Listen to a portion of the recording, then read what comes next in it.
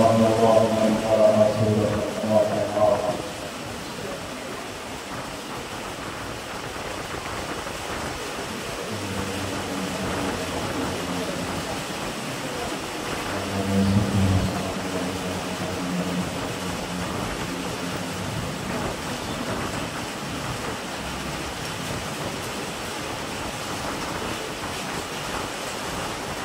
لا حول ولا قوة إلا بالله العلي العظيم. أعوذ بالله من الشيطان الرجيم. بسم الله الرحمن الرحيم. الحمد لله رب العالمين. الصلاة والسلام على أشرف الأنبياء والمرسلين وخاتم النبيين طه وياسين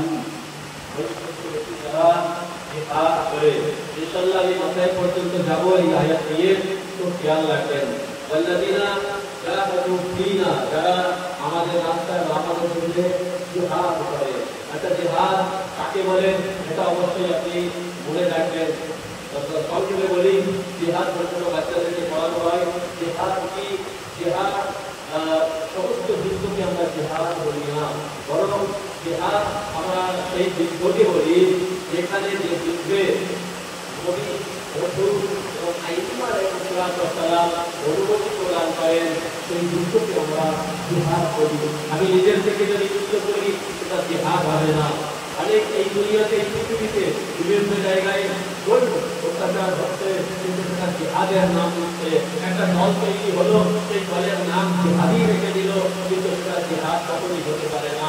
সেখানে যদি রসুল এবং ঈসা আলাইহিসসালামের অনুমতি না থাকলে যদি সেই অনুমতি না থাকে তাহলে সেটা জিহাদ হবে না। এবং নিজের থেকে আমরা যদি এটা লড়াই করি তাহলে সেটা লড়াই হবে, কিন্তু আল্লাহর তরফ থেকে জিহাদ হবে না।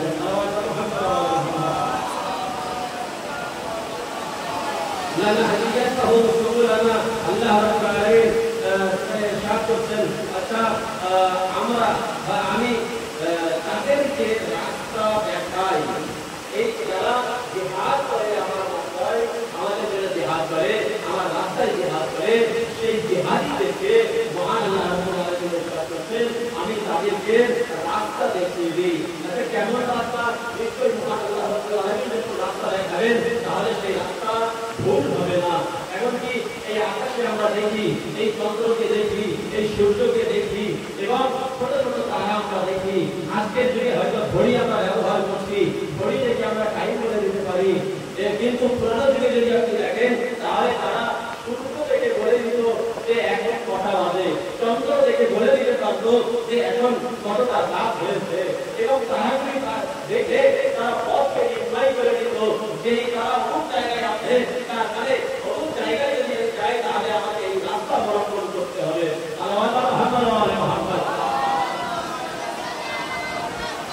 অতএব একটা জিনিস আল্লাহ রাব্বুল আলামিন সৃষ্টি করেছেন সেটা কিন্তু রাস্তা দেখায়। এটা আলাদা বিষয় যে আমার আপনার সেটা জানা নেই, সেই জ্ঞান সেই আমার কাছে নেই, এই জন্যই আমরা সেখান থেকে নিজেকে মূর্খ বলতে পারি। কিন্তু আল্লাহ রাব্বুল আলামিন একটা জিনিস মানুষের হেদায়েতের জন্য রেখেছেন যে সেখান থেকে তুমি শিক্ষা নিতে পারো, কিন্তু আমরা সেখান থেকে শিক্ষা নিতে চাই না বা নিচ্ছি না। আয়াতে কারী কোরআনের মধ্যে আল্লাহ রাব্বুল আলামিন ইরশাদ করেন আল্লাহা লামাআল মুহসিনিন, আর যে ব্যক্তি ইহসান করবে নেকি করবে আল্লাহ বলেন আমি তাদের সাথে আছি। আল্লাহ মুহাম্মদ যে ইহসান করবে আর আছে তো আল্লাহ মুহাম্মদ তাহলে যদি ইহসান করা হয় তাহলে আল্লাহ বলছে আমি তোমার সাথে আছি। আর এই পৃথিবীর সমস্ত মানুষ যদি একদিকে থাকে আর আল্লাহ রাব্বুল আলামিনের তাকাত পর্যন্ত শক্তি যদি তোমার সঙ্গে থাকে তাহলে পৃথিবীর মানুষ একদিকে, পৃথিবীর সমস্ত শক্তি একদিকে থাকলেও সেখানে সে পরাজয় হবে না।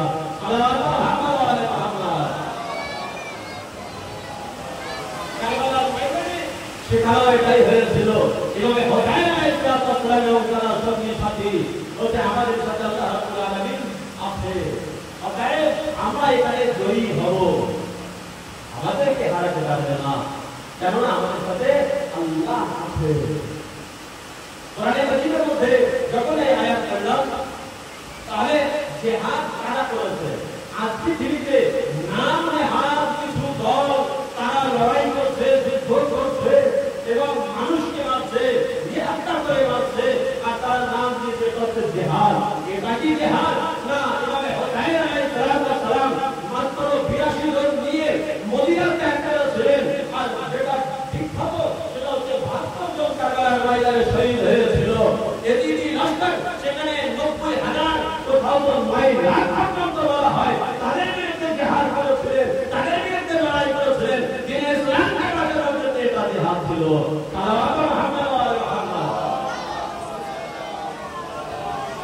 কোনটা জিহাদ? আজকের পৃথিবীতে নাম নেহাত মুসলমান যেটা করছে সেটা জিহাদ। আর শুধু মুসলমান নয়, ইহুদি খ্রিস্টান তারাও মানুষকে মারছে, এটা হচ্ছে জিহাদ না? ওইটাকে জিহাদ করবেন এটা দিয়ে ইসলামকে রক্ষা করার জন্য করা হচ্ছে। নিশ্চয়ই যদি ইসলামকে রক্ষা করার জন্য যদি আপনি করেন তাহলে মহান আল্লাহ রাব্বুল আলামিন তার প্রতিদান দেবেন, তার সওয়াব এবং পূর্ণ দেবেন। আর যদি সেটা না হয় তাহলে সেখানে আমাকে শাস্তি দেওয়া হবে। আয়াত সালাওয়াত মুহাম্মদ ওয়া আলা মুহাম্মদ। আলিদায়ে কেরামী মানে হোসাইন আলাইহিস সালাম তার স্মরণেই আমরা আজ সমাবেত এবং একত্রিত হয়েছি। আর পবিত্র মহরম মাস চলছে, কিন্তু আমরা শুধু শুনি যেভাবে হোসাইন আলাইহিস সালাম মাত্র কয়েকটি হাদিস প্রথম দিন আমি এখানে মঞ্চে বলেছিলাম যদি আমাকে জিজ্ঞাসা করা হয় তাহলে আমি পরিচয় এইভাবে বলবো যে আমি হোসাইন আলাইহিস সালাম তেসরা শাবান জন্মগ্রহণ করেছেন এবং নানা জীবনকালে তিনি ছিলেন, বাবাকে তিনি দেখেছিলেন, মাকে দেখেছিলেন, বড় হলেন আস্তে আস্তে 60 হিজরি তিনি মদিনা ত্যাগ করলেন, 61 হিজরি কারবালায় শাহাদাত বরণ করলেন, তার কবর কারবালা প্রাপ্ত। কিন্তু এই দুনিয়াতে যে ফজিলত আহলে বাইত আলাইহিস সালামের আছে তার থেকে বেশি আসমানে তাদের ফজিলত ও মর্যাদা আছে। সালাওয়াত মুহাম্মদ ওয়া আলি মুহাম্মদ। তাদের ফজিলতের মধ্যে একটা ফজিলত তুলে ধরি। পয়গম্বর আকরাম হযরত মুহাম্মদ মুস্তাফা সাল্লাল্লাহু আলাইহি ওয়া আলিহি ওয়াসাল্লাম কে ইরশাদ করেন, আসলে সবাই মিলে সালাওয়াত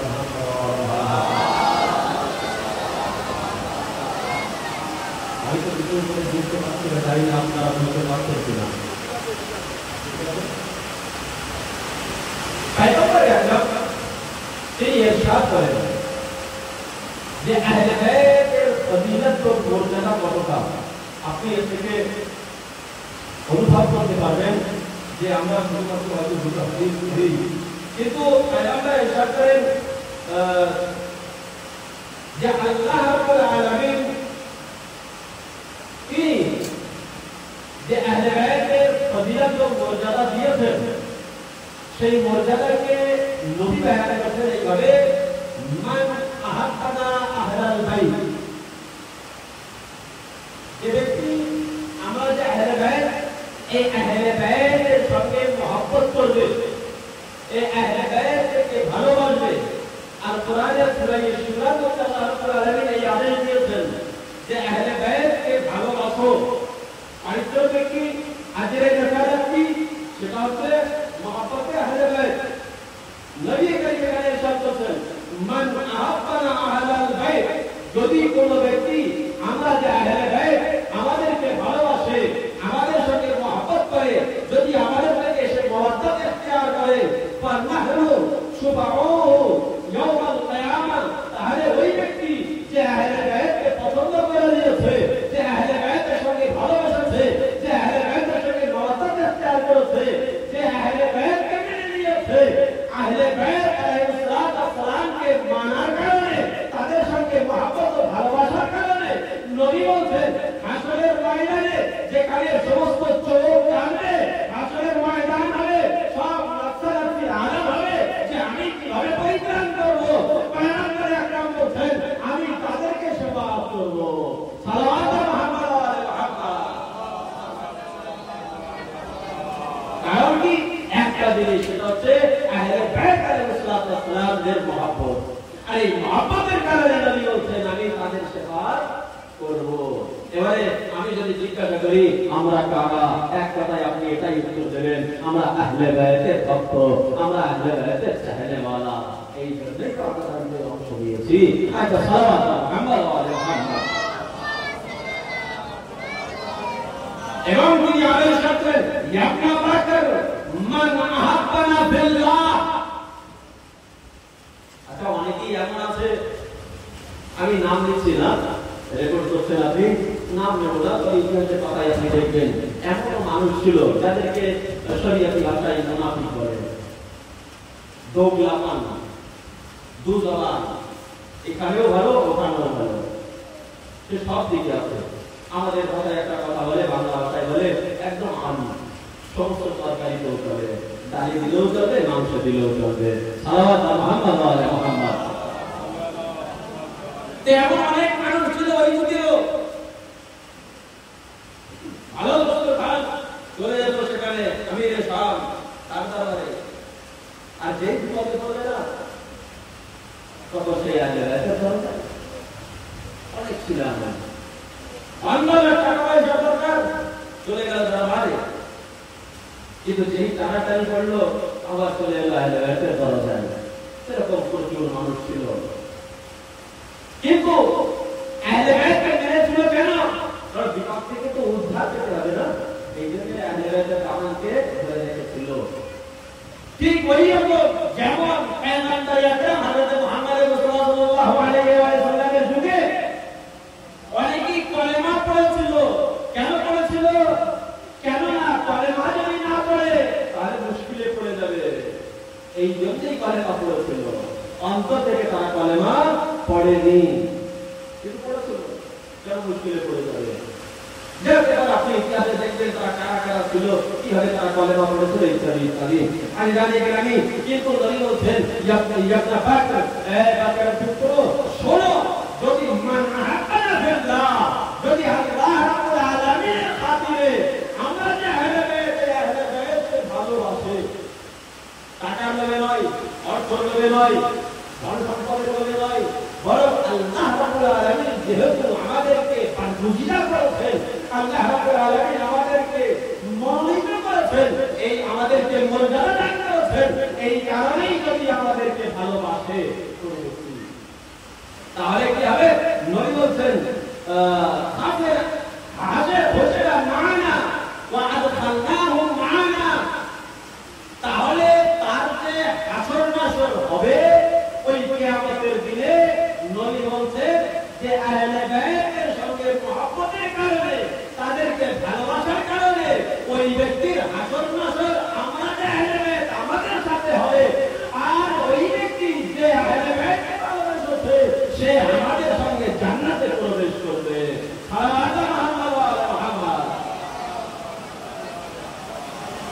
এবার পয়গম্বর আকরাম আলাইহিস সালাতু বললেন, ইয়া ইবনে বাকর মান তামাসসাকা বিনা ফাহুয়া মা'না ফিদ দারাজাতিল উলা।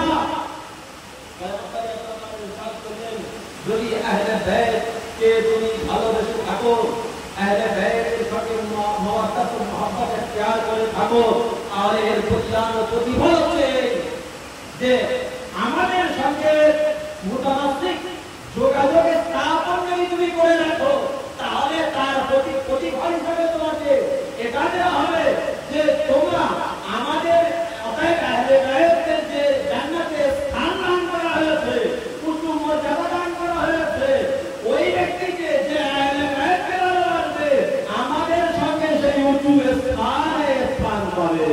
সালাত মুহাম্মদ ওয়া আলি মুহাম্মদ।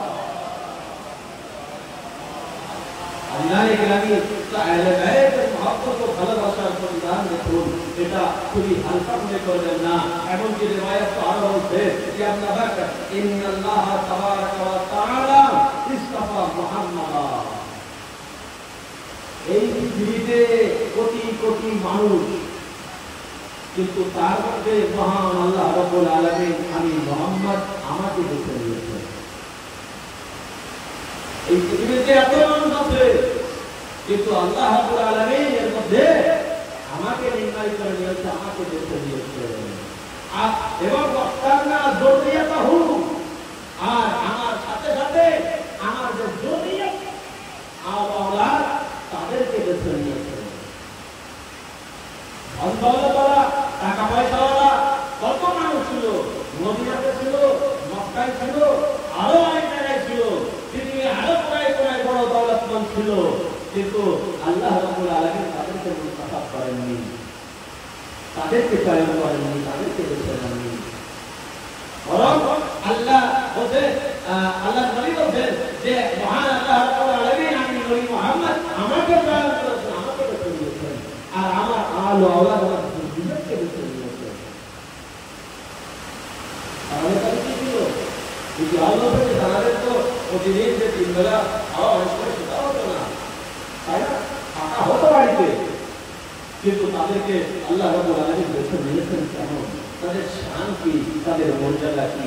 কোরআন মাজিদ তার উত্তর দিয়েছে যে তাদের মর্যাদা কি। আয়ে তাকিয়া তুমি পড়ে দেখুন, বিসমিল্লাহির রহমানির রহিম, ইন্নামা ইউরিদুল্লাহু আন তুরিসা আলাল বাইতি তাসবিরাহু তাসবিহা। তাদের শান ও মর্যাদা তো এই যে নাপাকি এবং তাদের আশেপাশে পর্যন্ত আসতে পারবে না, দেখতে পারবে না, তাদেরকে এমন পাক ও পবিত্র করে রেখেছে আল্লাহ রাব্বুল আলামিন। সালাওয়াত মুহাম্মদ ওয়া আলি মুহাম্মদ। সকলে মিলে সালাওয়াত মুহাম্মদ ওয়া আলি মুহাম্মদ। পয়গম্বর আকরাম আলাইহিস সালাত করেন, ইয়া ইবনে বাকর বিনা ওয়ালি আল্লাহ,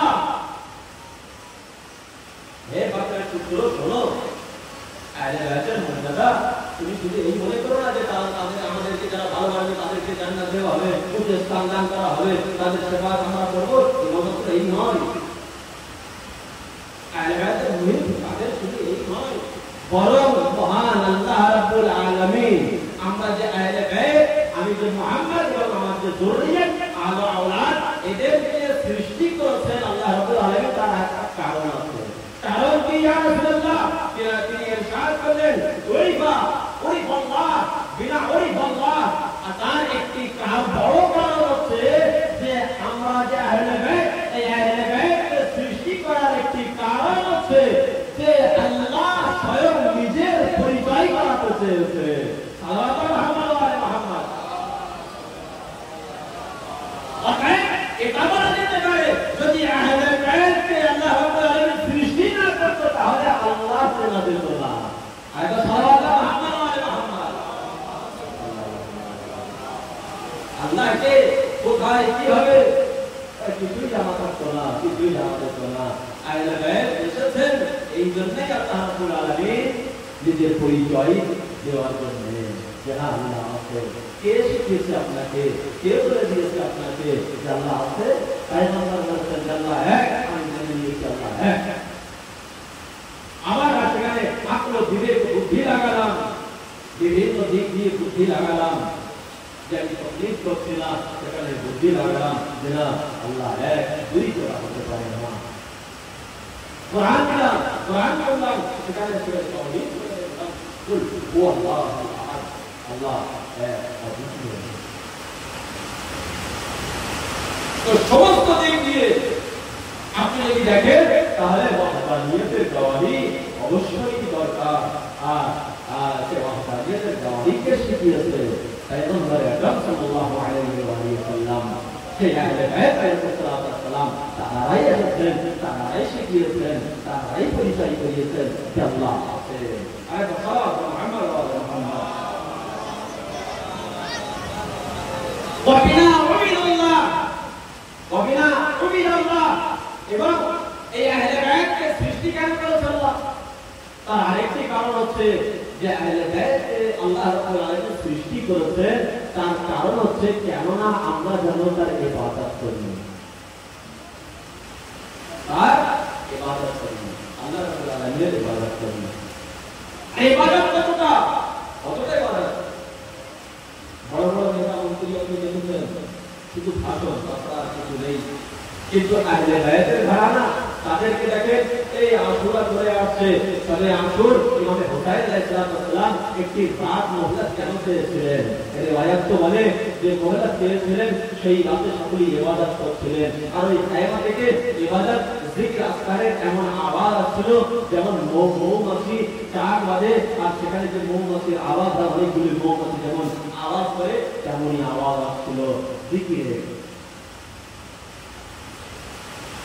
এমনকি পয়গম্বর সাল্লাল্লাহু আলাইহি ওয়াসাল্লাম সম্পর্কে কোরআন মাজিদের মধ্যে সূরা মুজাম্মিলের মধ্যে আল্লাহ রাব্বুল আলামিন বয়ান করেছেন আয়ানা হাবিব কুমিল লাইলা ইল্লা সাবিলা। নবী কত ইবাদত করতেন, পাপ ভুলে যেত। আল্লাহ বলেছেন আমার হাবিব একটু কম ইবাদত করো, রাতে দাঁড়িয়ে যদি ইবাদত করো কুমিল লাইলা ইল্লা সাবিলা, রাতে দাঁড়া কিন্তু একটু কম আছে না, তোমার উপরে একটা খরচ করা হয়নি। কোরআন করে দেখো না জানে আমি আয়াত সালাওয়াত মুহাম্মদ ওয়া আলি মুহাম্মদ। সেখানে পয়গম্বর আকরাম তিনি আমাদের সাথে ওয়ান্নাহনু, আর আমরা এই দুনিয়াতে কেন এসেছি? ওয়ান্নাহনু সাবিলু ইলাল্লাহ, এই দুনিয়াতে আমরা এসেছি আমাদের আহলে বাইত এসেছে কেন? বলেন আমরা এসেছি এই জন্য যে আমরা এই দুনিয়াতে মানুষদেরকে রাস্তা দেখাবো। আমি বললাম আল্লাহ রাব্বুল আলামিন যে চাঁদ সূর্য তারা সৃষ্টি করেছেন, এই যে চন্দ্র নক্ষত্র সৃষ্টি করেছেন, এটা হচ্ছে রাস্তা দেখায়, হেদায়েত করে। আহলে বাইত আলাইহিস সালাম বলেন যে আমরাও কিন্তু এসেছি মানুষের হেদায়েত করার জন্য। এবারে এখান থেকে কেউ হেদায়েত নিয়েছে আর কেউ সেখান থেকে জালালাত ও গুমরাহি নিয়েছে। কোরআন কিসের জন্য? হেদায়েতের জন্য। কিন্তু অনেক মানুষ আপনি এমন পাবেন কোরআন পড়ছে তারপরেও সে গুমরাহির মধ্যে আছে। সালাত মুহাম্মদ ওয়া আলি মুহাম্মদ ওয়া মিনাল মুস্তাফা। আর আমাদের মধ্যে নবী বলেন আমাদের মধ্যে আছে মুস্তাফা, ওটা আপনি নিজেই আল্লাহ রাব্বুল আলামিন আমাদের মধ্যে দিয়েছে। এই আহলে বাইতের মধ্যে আর কে আছে? ওয়াল মুস্তাফা, অতএব মিনাল মুস্তাফা, আমি মুস্তাফা, আমাকে বেছে নিয়েছে আল্লাহ। আর এই আহলে বাইতের মধ্যে এই পৃথিবীর গোটা পৃথিবীর মধ্যে যত মানুষ আছে তার মধ্য থেকে আরেকজনকে বেছে নিয়েছে, সে হচ্ছে আলী ইবনে আবি তালিব আলাইহিস সালাম। সালাওয়াত মুহাম্মদ ওয়া আলি মুহাম্মদ। ومن يكون المهدي القائم صلاة محمد وعلى محمد। এবং আমাদের মধ্যে অকালে প্রথম যে 14 মাস হলেন তো সেখানে নবী নিজের নাম নিয়ে নিলেন, তারপরে আলী ইবনে আবি তালিব আলাইহিস সালামের নাম নিলেন এবং শেষ ভাবে তার নাম উল্লেখ করলেন ওয়া মিনাল মাহদি আল কায়েম। আমাদের মধ্যে অতএব আহলে বাইতের মধ্যে শেষ যে হবে তার নাম মাহদি হবে, সে কায়েম জামান হবে। সালাত মুহাম্মদ ওয়া আলি মুহাম্মদ। সে এই উম্মতকে হেদায়েত করবে, এই উম্মতকে রাস্তা দেখাবে।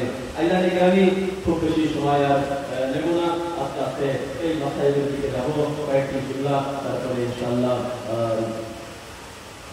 আজকের মতো এখানে সমাপ্ত হবে। ইনশাআল্লাহ আমরা রাত্রে মজলিস আছে এবং বিভিন্ন জায়গায় মজলিস আছে। আমরা সকলেই আনাদারি করার জন্য ইমাম হোসাইন আলাইহিস সালাম শেখ আহলে বাইতের মহব্বত নিয়ে সেখানে এই বর্ষা হচ্ছে, তবু আমরা বেরিয়ে পড়লাম। অনেক সময় গরমকালে, শীতকালে, রাত্রে, সকালে, ভোরে, দুপুরে, দিনে, রাত্রে সকল সময় যখনই আমাদেরকে ডাকা হয় আমরা এই আহলে বাইতের মহব্বতের কারণে সেখানে পৌঁছতে পারি। নিশ্চয়ই তার আজও স্বভাব প্রচুর আছে। তবে তাদের যে এত ফজিলত, এত মর্যাদা মহানবীও বলে গিয়েছেন, আল্লাহ রাব্বুল আলামিনের কাছে এত মর্যাদা ফজিলত আছে। কিন্তু 61 হিজরিতে দেখা গেল সব কিছু উপেক্ষা করে উদ্ধার করে দেওয়া হলো, উদার করে দেওয়া হলো। যে নবীর নাতি ইমাম হোসাইন আলাইহিস সালাম নবী এত ভালোবাসতেন যে নিজের কাঁধে তুলে নিতেন এবং তিনি এমনকি খুতবা দিচ্ছেন, সেই সময় ইমাম হোসাইন আলাইহিস সালাম পড়ে গেলেন। খুতবা সেখানে বন্ধ করে নিজেই ইমাম হোসাইন আলাইহিস সালামকে তুলে দিলেন এবং ইরশাদ করলেন, এই আমার সন্তান, এই আমার হোসাইনকে চিনে নাও, হোসাইনকে চেনো, মনে রেখো, খেয়াল রেখো। কিন্তু 60 হিজরিতে এমনকি ঘটেছিল, সেই কারবালা তিনি মদিনা ত্যাগ করলেন। 61 হিজরি দ্বিতীয় মহরম কারবালা ময়দানে পৌঁছে গেলেন। আর যে আয়াত আমি পড়ছিলাম সূরা আনকাবুতের, যারা আল্লাহর আয়াত জিহাদ করে আল্লাহ রাব্বুল আলামিন তাদেরকে রাস্তা দেখান। কারবালার ময়দানে ইমাম হোসাইন আলাইহিস সালামের শাহাদাত আমি পড়ছিলাম, কিন্তু ইমাম হোসাইন আলাইহিস সালামের সঙ্গী সাথী অনেকেই ছিল, আল-আওলাদে ছিল। বিশেষ করে 7 মুহররম জনাবে ইমাম হোসাইন আলাইহিস সালামের ভাই জনাবে হাসান আলাইহিস সালামের সন্তানের বাসায় করা হয়। কয়েকটি কথা তুলে ধরবো। আমি নিশ্চয়ই আপনি বুঝতে পেরেছেন আমি সে কথা বলছি। 13 থেকে 14 বছর বয়স জনাবে কাসিম। আমি তারিখ পড়ছিলাম, ইতিহাস পড়ছিলাম, সেখানে দেখলাম যে জনাবে আব্বাস আলাইহিস সালাম তিনি কতটা বাহাদুর ছিলেন সেটা বলার প্রয়োজন নেই, আপনি সর্বক্ষণ শুনে থাকেন এবং পড়েন তিনি কত বাহাদুর ছিলেন। তবে সংক্ষেপে একটা কথা বলি, তিনি এত বাহাদুর ছিলেন, এত বাহাদুর ছিলেন, ওই আরব দেশে এত বাহাদুর ছিলেন যে কারবালার ময়দানে যতক্ষণ পর্যন্ত তিনি জীবিত ছিলেন কারণ মজাল ছিল না হামলা করার। দেখুন আপনি আর হিম্মত ছিল না যে রাজি আব্বাস জীবিত আছে আর সেই জীবিত অবস্থায় কেউ হামলা করবে। এত বড় বাহাদুর ছিলেন তিনি। তো রাত্রের বেলা হাসুন, রাত্রের বেলা তারিখ লিখছে, ইতিহাস লিখছে যে রাত্রের বেলা রাজি আব্বাস এবং জনাবে আলী আকবর এনারা মিলে এবং আরো কয়েক ভাই মিলে প্ল্যানিং করছে যে দেখো আগামীকাল আমরা এই যে এতটা লস্কর 90,000 বা 1 লাখ বা কোথাও 9 লাখ পর্যন্ত উল্লেখ হয়েছে, এই যে লস্কর, এই লস্করকে আমরা 3 ভাগে ভাগ করে নেব। রাত্রে সব এক জায়গায় মিলে আব্বাস আরো কয়েকজন সেখানে ভাগ করে নিচ্ছেন যে আমরা এই লস্করকে 3 ভাগে ভাগ করে নেব। দেখো তুমি এই মাইমানাতে হামলা করবে, ডান সাইডে হামলা করবে, আর আমি বাম সাইডে হামলা করবো, আর তুমি ওই মাঝখানে হামলা করবে। এইভাবে পুরো সবাইকে রথে জাহান্নাম করে দেবো। আপনি শুনে নিয়েছেন, আমি করে দিয়েছি, কিছুই বুঝলাম না। বাহাদুর শুধু রাজি আব্বাস নয়, আমি আগে আরো বললাম সেখানে লেখা আছে এই 13 থেকে 14 বছর বয়স, অতএব এখন নাবালক। 13 থেকে 14 বছর বয়স জানাতে পারছি খাইমাতে এই যে আওয়াজ বা কথা বলছিল সেই কথা শুনে নিয়েছে। সঙ্গে সঙ্গে খাইমাতে প্রবেশ করলেন রাজি আব্বাস। আমি ছোট বলে আমাকে বাদ দিয়েছেন কেন? আমি কি আলীর সন্তান নই?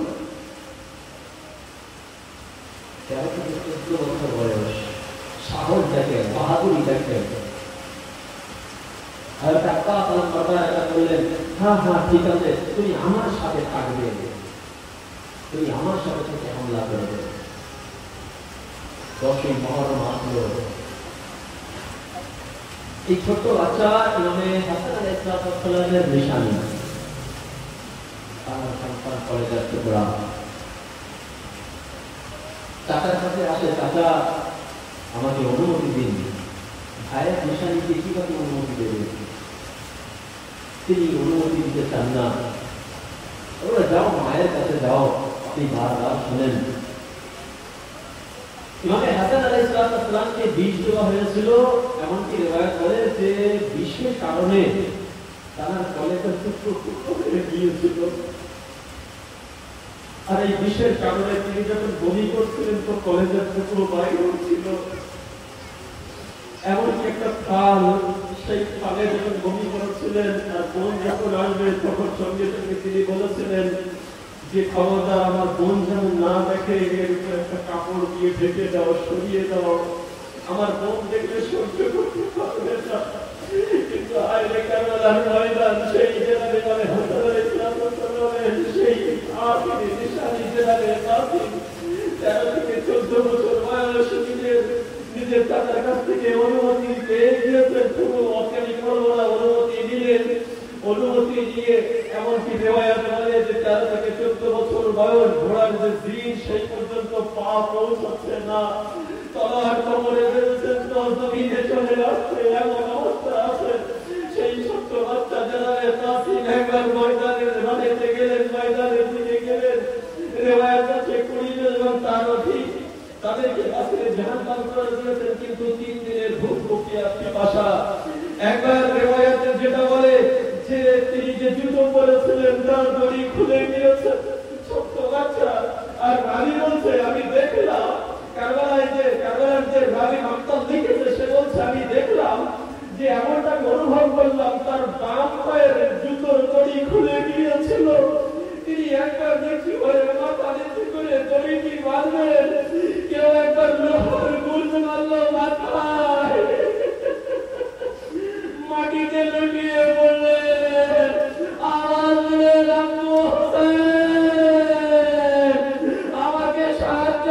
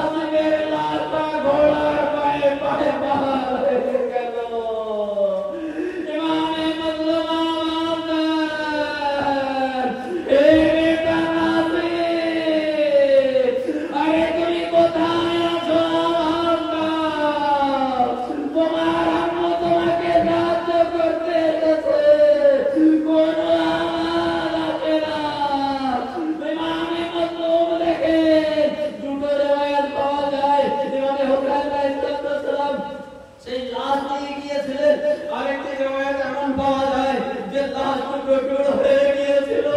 ইমামে হুসাইন আলাইহিসসালাম নিজের শরীরে নিজের গায়ের চাদর কারবালার জমিনের উপরে রাখলেন।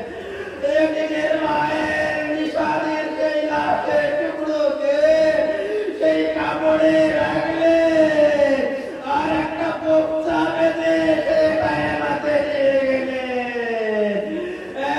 বল ভাইয়েরা, ভাই হাসানের কলেজার টুকরো হয়ে গিয়েছিল। আজ দেখো তার কাসিমের ألا لعنة الله على القوم الظالمين. قال الله وإنا إليه راجعون بقضائه وتكميلا لأهلك وبلادك وأحمد وآل محمد. আমাদের এই চিকিৎসা তোমার দরবারে ইস্তার করে গ্রহণ করে নিও। পরবর্তীকালে মোহাম্মদ ওয়া আলি মুহাম্মদ আমাদের জীবনে সহিহ রহমতে কবিরকে মাফ ক্ষমা করে দিও। পরবর্তীকালে মোহাম্মদ ওয়া আলি মুহাম্মদ আমাদের সকলকে প্রতিপাদনার মধ্যে ধন্য করে নাও। পরবর্তীকালে মোহাম্মদ ওয়া আলি মুহাম্মদ আমাদের দেশ থেকে বেশি আল্লাহর করতে বেশি তৌফিক দান করো। পরবর্তীকালে আমাদের ইজ্জত রাসূলকে সাথে কওমের মধ্যে জায়গা দান করো। পরবর্তীকালে মুত্তাকিন ইমাম হোসেন আলাইহিস সালাম আমাদের জীবনে ঈমান তাকে গ্রহণ করে দাও। তাকে সর্বদা সুস্থ রাখো। আমাদের সকলকে সকলের সামনে তৌফিক দান করো। আপাতত হাসান মিন আলিম তাসতামি আলিম মা